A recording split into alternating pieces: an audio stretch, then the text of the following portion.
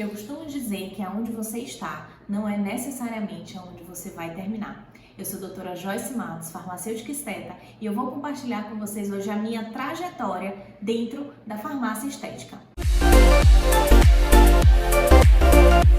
Eu não comecei sendo farmacêutica esteta, tá, gente? Eu comecei sendo farmacêutica de drogaria.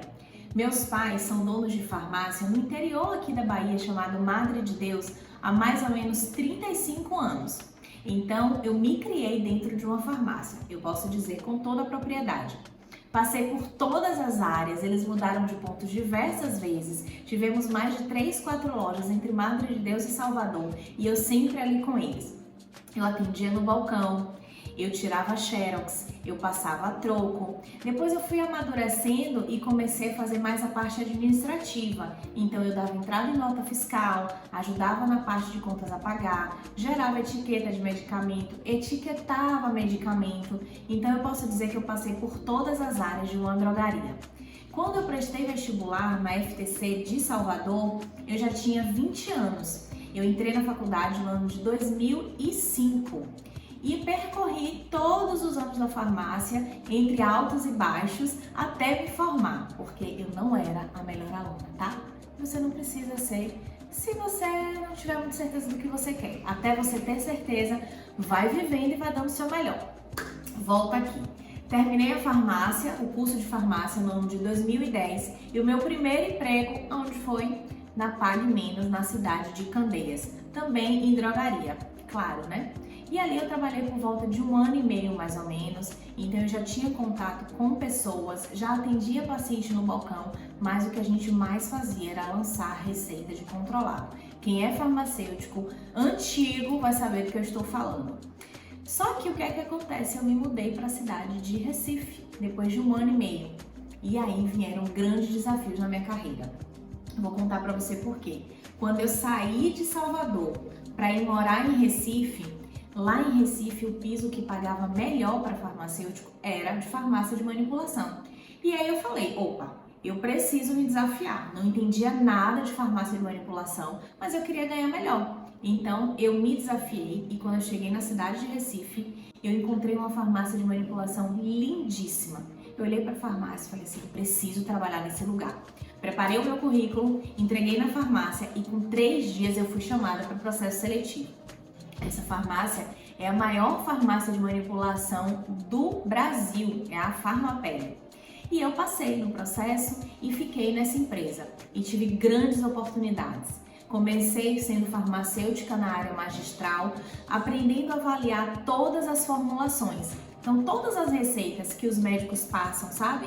Quando a gente recebe na farmácia de manipulação, precisa de uma avaliação para saber se está tudo ok com a dose, com os medicamentos, se está tudo certinho para a gente poder manipular. E eu era essa farmacêutica que começava a avaliar.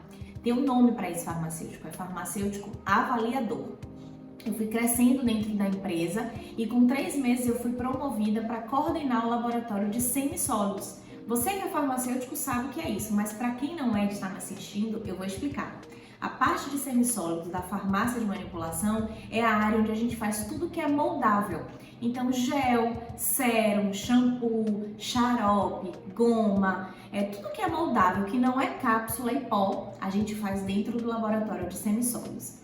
Então, eu já tinha passado pela experiência de ser aquela farmacêutica que avaliava as receitas e identificava se os ativos estavam corretos, se as concentrações estavam corretas e passei agora a coordenar a produção desses medicamentos. Olha que legal! E nessa experiência toda, coordenando 12 profissionais, 12 técnicos, eu aprendi muito sobre manipulação. Ali o meu amor por pele começou, porque eu via formando, sabe, aqueles géis, os peelings, os cremes, a gente testava muita coisa o dia inteiro, a gente criava muita coisa, trabalhava com pigmentos, trabalhava com essência e a gente via mesmo a junção de um pó, de uma base, de uma cera se formar numa emulsão, num creme, num gel. E isso fazia os meus olhos brilharem.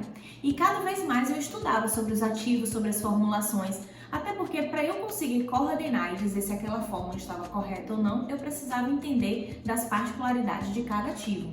As particularidades maiores eram concentração, pH, compatibilidade, solubilidade. Então são coisas técnicas que a gente precisa compreender saber se aquela fórmula vai sair ou não estável para o nosso paciente. Depois de toda essa experiência na farmácia de manipulação na cidade de Recife, onde eu cresci muito dentro dessa empresa, eu voltei para a Bahia.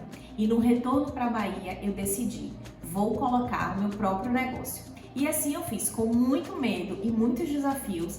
Dentro da farmácia dos meus pais, lembra que eu contei lá no início, eu coloquei o meu primeiro consultório clínico. Porque eu não contei para vocês nessa trajetória, mas eu já tinha feito uma pós-graduação de farmácia clínica.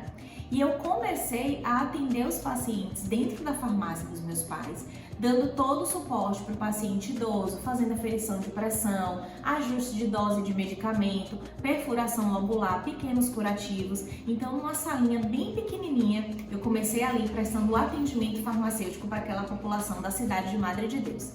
Nesse mesmo período, surgiu a oportunidade de realizar a pós em farmácia estética e lá vou eu, porque eu não gosto de perder oportunidades e era algo que eu queria muito.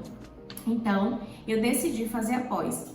E à medida que eu ia me desenvolvendo na pós, eu percebi que dentro desse consultório eu podia atuar também como farmacêutica esteta. E aí eu fiz, gente. Então, dentro desse consultório, eu comecei a atender também como farmacêutica esteta. E aí os pacientes foram aparecendo. Eu fui usando o Instagram para compartilhar os meus conhecimentos. Usei muito o Instagram para compartilhar conhecimentos técnicos, para gerar conteúdo também para quem estava me assistindo. E os clientes foram chegando e as coisas foram crescendo até que eu saí da cidade de Madre de Deus e hoje inaugurei a minha clínica na cidade de Vilas do Atlântico, aqui em Lauro de Freitas. Desde que eu atendia na farmácia dos meus pais, já como farmacêutica clínica e esteta, eu já atuava como prescritora também. Então olha que sacada, eu comecei a atender os meus pacientes e comecei a aumentar o ticket médio dentro da minha própria farmácia com as minhas prescrições farmacêuticas.